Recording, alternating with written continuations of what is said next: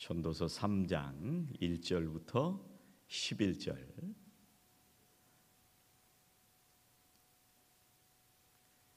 한 목소리로 봉독하시겠습니다.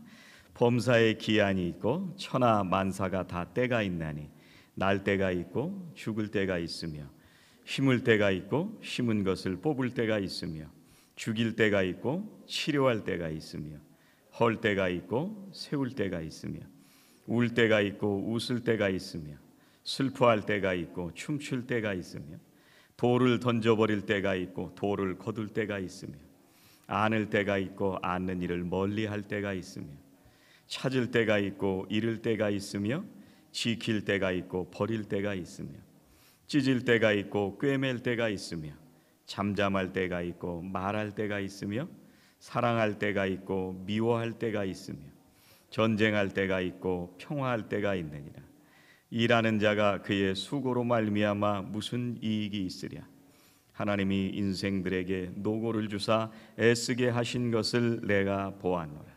하나님이 모든 것을 지으시되 때를 따라 아름답게 하셨고 또 사람들에게는 영원을 사모하는 마음을 주셨느니라. 그러나 하나님이 하시는 일의 시종을 사람으로 측량할 수 없게 하셨도다. 아멘. 2022년 6월에요. 지지난달에 문화일보에서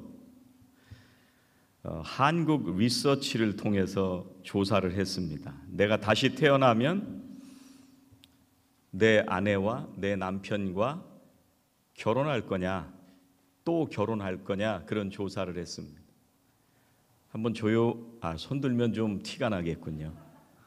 그냥 마음으로 내가 내 남편과 다시 결혼하겠다 하는 분 조용히 마음으로 손을 한번 들어보시고,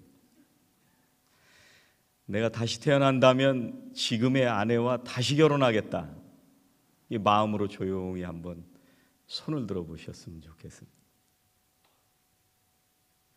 이 통계를 냈는데요, 지금 사람이 아닌 다른 사람하고 결혼하고 싶다, 이게 48%, 반은 되죠. 잘 모르겠다는 대답이 24%. 그러니까 72%는요 별로 결혼하고 싶은 마음이 없는 거예요.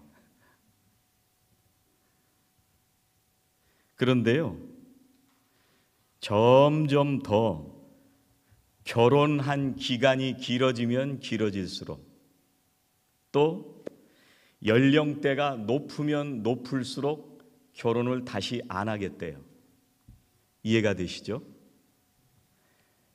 남자분들은 굉장히 조심하셔야 되는데, 남자의 만족도가 더 높답니다. 여자들이 더 불만족인 거예요. 남자들은 날이 갈수록 조심하셔야 됩니다.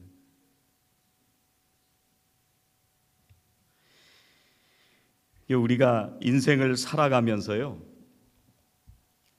어느 때가 되어서 사람을 만나게 되고 또 가정을 이루게 되고 살게 되는데요, 그런 때에 잘 맞추어서 사람을 만나고 또 적절한 말을 통해서 때에 맞추어서 또 가정을 이루게 되고 함께 살아간다고 하는 것은 보통 일이 아닙니다. 지난주에 효준이라는 친구가 2주 전에 왔습니다.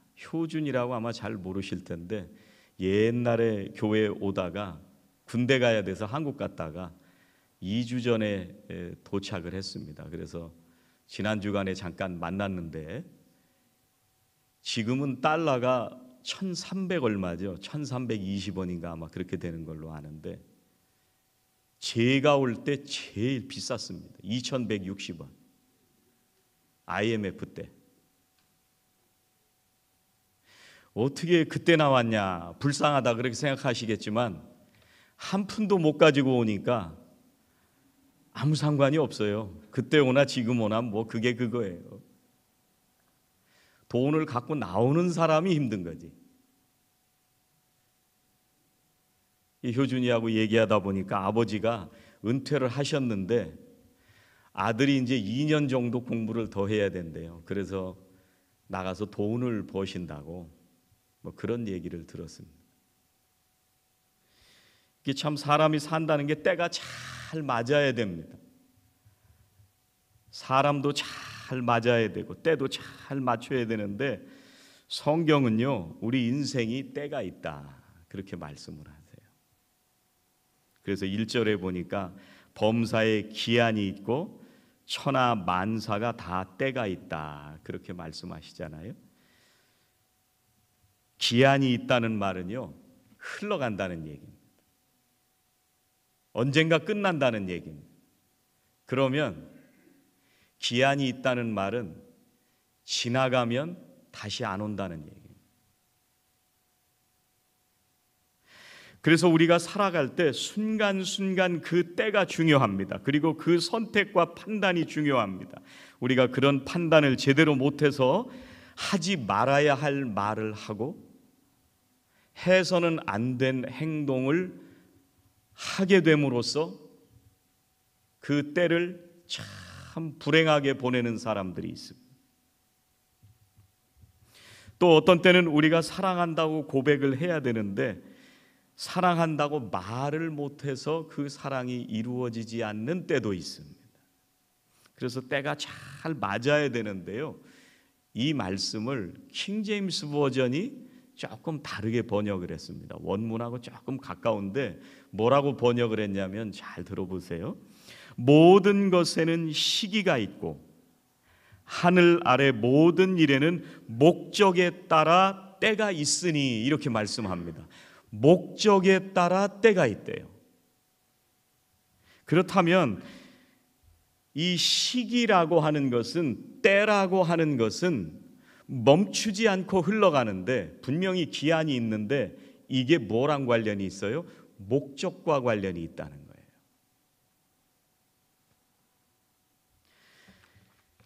그래서 우리가 목적을 바르게 정하고 살아갈 때 시간을 낭비하지 않고 살아갈 수가 있다는 겁니다. 여러분, 지금까지 인생을 살아오신 것을 후회하십니까? 아니면 후회하지 않으십니까? 내가 산옷에 와서 사는 것, 또 내가 이 직장을 선택해서 사는 것, 내가 이 사람을 만나서 가정을 이룬 것, 여러분 인생은 지금 후회하고 계십니까? 잘 살았다고 생각하십니까? 그런 모든 것들이 뭐와 관련이 되느냐면요, 목적과 관련이 있다는 거예요. 세상 사람들은요, 사회적인 위치가 있느냐 없느냐 이게 중요합니다. 또 아니면 권세를 가지고 있느냐 없느냐 중요합니다. 연일 한국에서 들려오는 소식은 굉장히 혼란한 소식들 많죠. 누가 어느 자리를 차지하느냐가 너무나 중요하기 때문에 그렇습니다. 또 사회에서는 내가 영향력이 있는 사람이냐 없는 사람이냐가 굉장히 중요합니다. 그게 인생의 목적입니다. 내가 재산을 많이 소유하고 있느냐 없느냐가 사회에서는 인생에서 굉장히 중요한 문제이기 때문에 그것을 목표로 살아갑니다. 그런데 우리들은요, 영원의 가치를 두고 사는 사람들,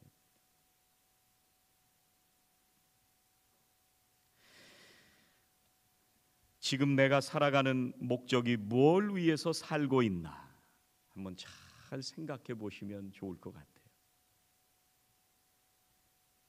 여러분, 지금은요, 속회의 식구들을 위해서 내가 기도하는 시기입니다. 지금 이 시기는요, 교회에 젊은 사람들이 힘있게 신앙생활 할 수 있도록 그들을 돌보고 말씀 안에 잘 성장하도록 섬기는 시기입니다. 내가 나이가 먹어감에 따라서 신앙생활에 덕을 세우는 것을 목표로 살아가는 그런 시기입니다.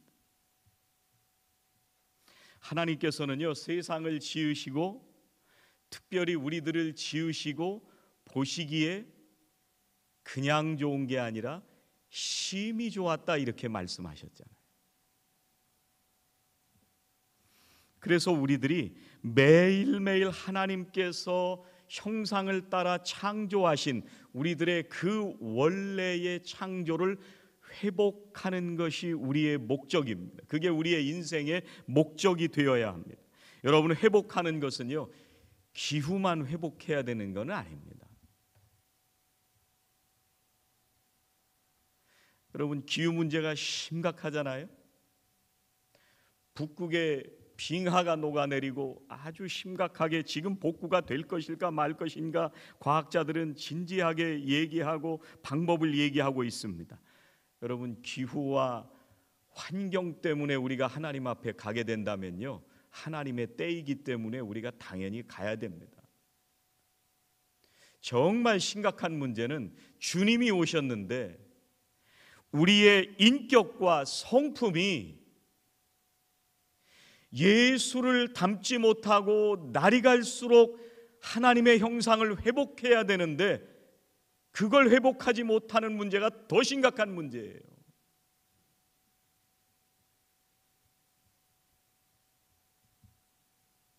여러분, 지구가 멸망하면 우리 다 죽습니다. 그 중에 우리가 내가 운이 좋게 이 산호세에서 잘 어디 빌딩 속에 들어가서 나 혼자 살 수 있겠어요? 망하면 지구 전체가 망하는 겁니다. 어떻게 살아요? 그것은 하나님의 때입니다. 만약에 그런 일이 벌어진다면. 그런데 그때가 오기 전에 우리가 정말 회복해야 될 것은 우리가 그리스도의 인격과 그리스도의 성품으로 사느냐 않느냐, 이게 제일 중요한 문제예요.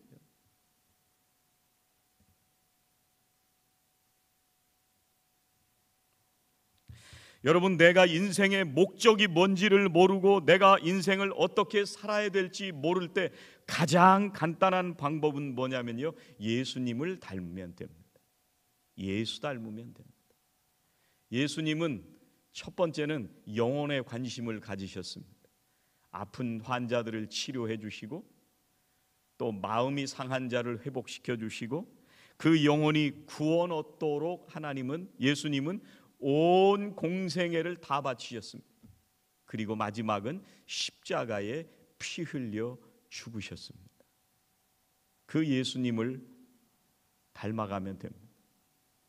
예수님은 분명하게 두 번째 목적을 말씀하셨는데 이 땅에 왜 오셨느냐고 말씀하셨냐면 내가 섬기러 왔다 말씀하셨습니다.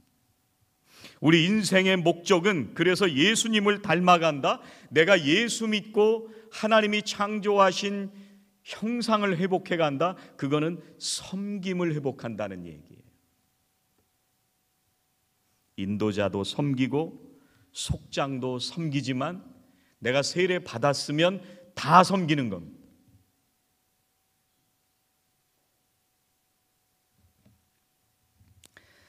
여러분, 앞으로도 마찬가지입니다. 우리가 인생의 목적을 위해서 살아가는데 우리 인생의 목적을 분명히 깨닫고 그 방향으로 가야 되는데 우리가 예수님을 닮아가는 것은 우리들에게 있어서 가장 중요한 목적입니다. 그렇다면 예수님은 생명을 살리고 그 생명을 섬기는 일에 온 일생을 바치셨습니다. 지난 화요일 날 어르신들 모시고 명량이 아니죠, 한산 보러 다녀왔습니다. 마지막 날이라고 해서 한산 영화가 참 잘 만들어진 것 같아요. 근데 한산 보러 간다고 하니까 어떤 분이 나서서 내가 그럼 어르신들 점심 사줄게. 그리고 오셔서 점심을 대접하셨어요. 그 얘기를 듣고 어떤 분은 그러면 내가 치킨 살게. 치킨과 짜장면을 동시에 먹을 수 있는 집은? 이건 질문입니다. 또봉이. 광고 협찬받고 하는 얘기는 아니고요. 맛있어요. 누가 뭐라고 안 했는데 와서 그렇게 섬기겠다고 하는 마음으로 자연스럽게 섬기는 그걸 보고 예수 믿는 거구나 이렇게 배울 수가 있는 거예요. 우리들은 서로가 서로에게 자연스럽게 이게 몸에 배야 돼요. 유별나게 섬기자, 섬김, 영혼 구원 뭐 이런 얘기를 막 해가지고 오늘은 섬기는 날 이렇게 해서 우리가 영성이 자리 잡히는 게 아니고요, 그냥 자연스럽게 섬김이 몸에서 그냥 나오는 거예요. 그렇게 하세요. 우리 교회는 이게 몸에 밴 교회예요. 말 안 해도 자연스럽게 다른 사람들을 돌보고 섬기는, 구석구석에서 이름 없이 다른 사람들을 섬기는, 이게 나오는 사람들이잖아요. 그걸 조금 고급스럽게 영성 이렇게 얘기를 합니다. 뭐 영성 하면 뭐 대단한 것 같지만 자연스럽게 예수 닮은 게 나오는 거죠. 그게 우리 인생의 목적이에요. 그게 때를 따라서 잘 사는 방법이에요. 그래서 예수님은요, 때를 따라서 사셨는데 그 목적에 맞게 인생을 사신 분이 예수님이십니다.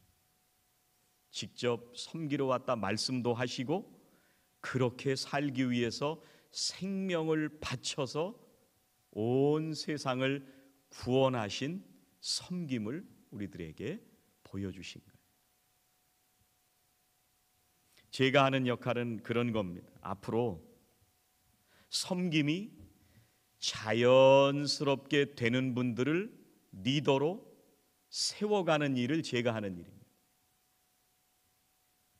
아프다고 할 때 그 사람을 찾아가 보고, 시험에 빠져 있을 때 그 영혼을 붙들고 기도해 주고, 다시 신앙을 회복하도록 돕는 사람들,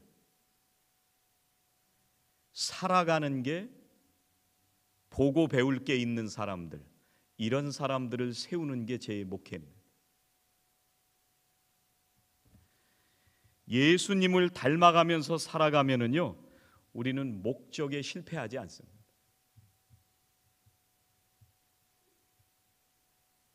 예수님은요, 이 때를 굉장히 중요하게 생각하셨어요. 왜냐하면 예수님은 인생의 목적이 있었기 때문에 그래요.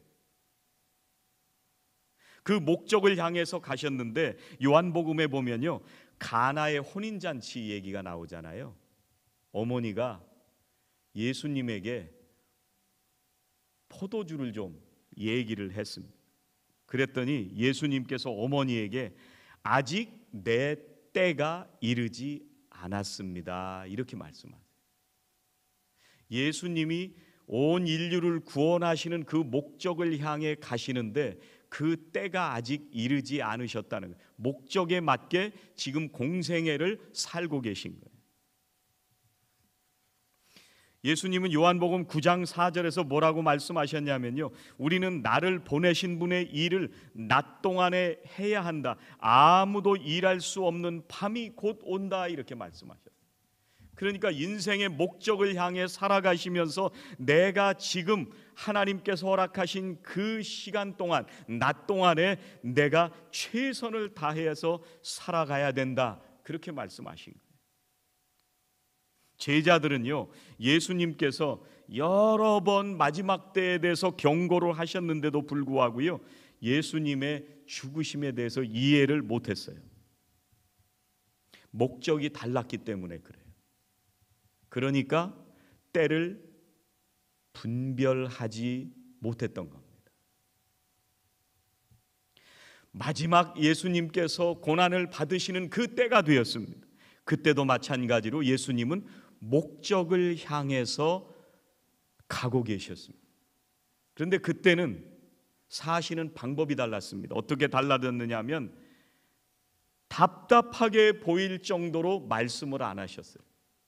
다른 때는 비유로도 말씀하시고, 다른 때는 너무나도 해박한 지식으로 율법사들과 논쟁도 하셨는데, 십자가를 지기 위해서 가시는 그 마지막 순간에는 유난히 말씀이 없으셨습니다.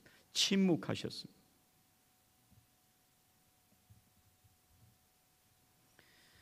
빌라도 앞에서요, 아무 말씀도 안 하시고 네가 죽을 수도 있다 그런 얘기를 할 때 하나님께서 허락하지 않으시면 아무것도 일어나지 않는다, 그렇게 짤막하게 대답하셨습니다. 사람들이 비웃을 때요, 네가 하나님의 아들이거든 십자가에서 내려와 봐라 이렇게 비아냥거릴 때 예수님은 무기력한 것처럼 모든 그 고난을 받아들이셨어요.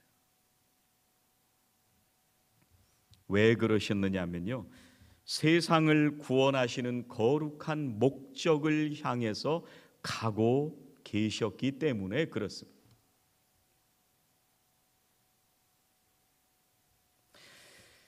여러분, 우리가 예수님을 따라서 목적에 맞는 삶을 살아간다면요, 오늘 우리들이 수고하는 삶을 살게 됩니다. 오늘 10절 말씀해 보니까 하나님이 인생들에게 노고를 주사 애쓰게 하신 것을 내가 보았노라, 그렇게 말씀하십니다. 이걸 세번역에서 보니까요, 이 모든 것은 하나님이 사람에게 수고하라고 지으신 짐이다, 그렇게 말씀하세요. 하나님께서 우리를 지으시는 그 창조의 때부터요, 하나님께서 우리들에게 이 세상에 살게 하시고 이 세상을 경작하는 책임을 우리들에게 맡겨주셨어요. 그래서 창세기 2장 15절 말씀해 보니까 여호와 하나님이 그 사람을 이끌어 에덴 동산에 두어 그것을 경작하며 지키게 하시고, 그냥 빈둥빈둥 놀라고 놔두지 않으셨습니다. 사람을 선하게 창조하시고 하나님의 형상을 따라서 창조하시고 에덴 동산에 그 사람을 이끌어 가셔서 경작하며 지키게 하셨다, 이렇게 말씀을 하십니다. 경작한다는 얘기는 땀 흘린다는 얘기입니다. 봉사한다는 얘기입니다. 수고한다는 얘기입니다. 하나님께서 아름다운 에덴을 만드시고 사람을 거기 두시면서 그것을 가꾸어가는 거룩한 사명과 목적을 우리들에게 주신 것입니다. 그래서 우리가 이 세상에 살아가는 것은요, 하나님의 나라를 회복해가는 것이고, 우리가 이 땅에서 거룩한 목적을 따라 살아가는 것은 봉사하고 헌신하고 섬기는 삶을 살아가는 것이 하나님의 목적에 맞는 삶을 사는 것입니다. 우리가 목적에 맞게 살아갈 때요, 모든 일이 아름답다고 말씀을 하세요. 11절 말씀해 보니까 이렇게 말씀하세요. 하나님이 모든 것을 지으시되 때를 따라 아름답게 하셨고, 그렇게 말씀하십니다. 우리의 인생이 아름답게 하신다고 말씀하십니다. 우리가 어떤 때를 살아가든지 하나님께서 그것을 아름답게 하신다는 것입니다.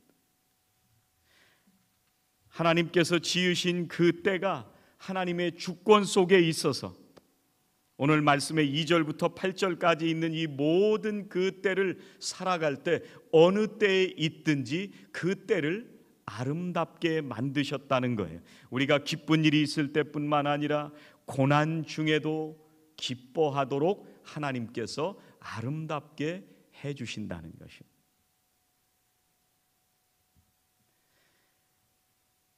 여러분, 하나님께서 우리들에게 때를 따라서 아름답게 살게 하셨다면 우리들이 만나는 사람도 아름답게 하셨을 것입니다. 그것이 우리 믿음의 고백입니다. 우리가 만나는 모든 환경도 옳은 것입니다. 어떤 때는 우리가 살다 보니까 괴로울 때도 있습니다. 스트레스 받을 때도 있습니다. 우리가 환경으로부터 오는 스트레스, 또 때로는 슬픈 일들을 만남으로 인해서 겪게 되는 고통과 어려움, 또 어떤 때는 사람을 만나게 될 때 겪게 되는 많은 고통과 괴로운 일들을 겪을 때가 있습니다. 당연히 괴롭고 어렵습니다.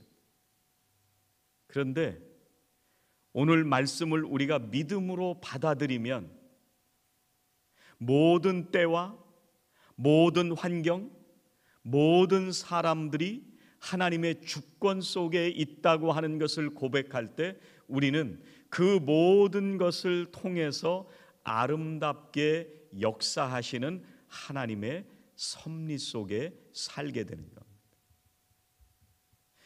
여러분, 내가 통제하려고 하고 내가 해결하려고 할 때는요 늘 괴롭습니다.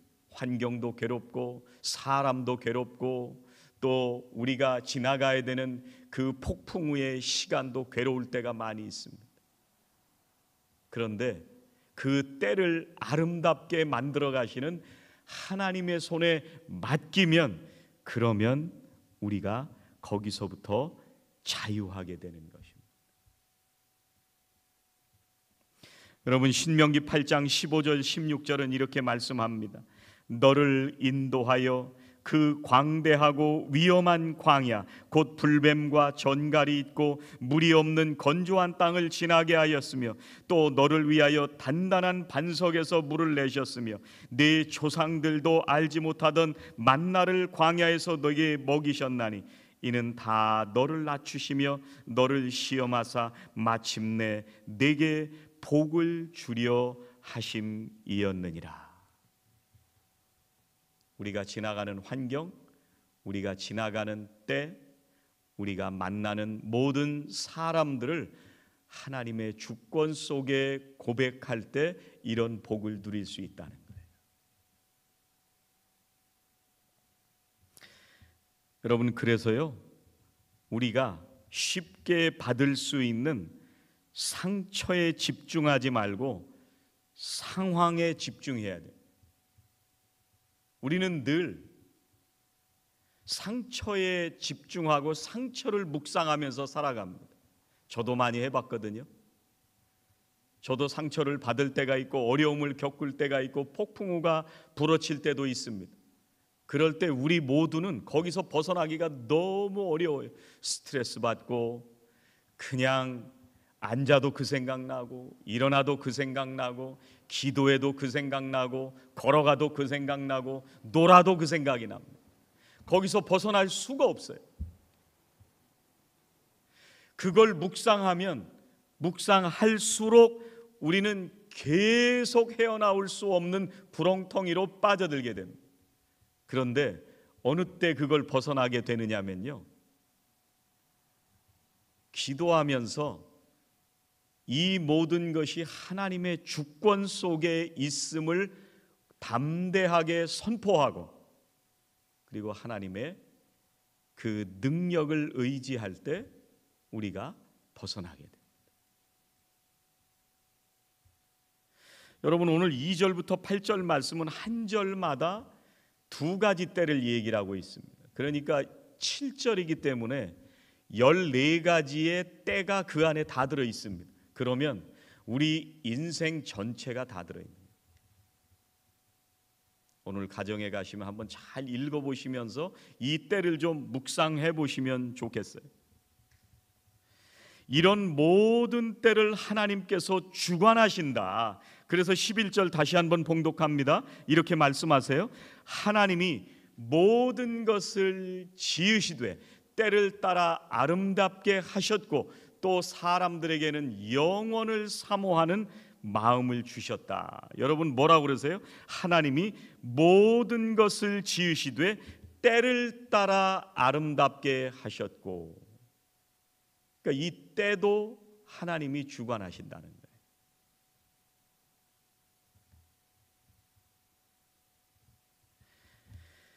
그래서 우리는요, 생명에 연연해하면서 살아가야 되는 사람들이 아니라 사명에 집중하며 살아가는 사람들이 돼야 됩니다.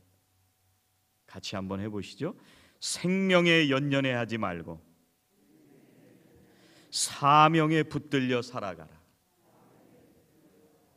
우리는 매일 내가 어디 아픈 것에 관심 가지고 우리의 건강이 해쳐지는 것에 대해서 관심을 가지고 우리가 살아가는 그 모든 환경과 어려움과 고난과 우리의 살아가는 모든 것들에 대해서 너무 집중하면서 살아갈 때가 있습니다.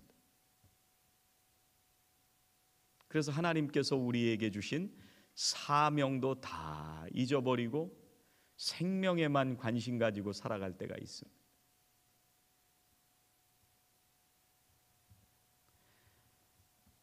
그래서 우리가 생명에 관심 갖고 살던 우리가 사명에 집중하기 위해서 기도하는 거예요.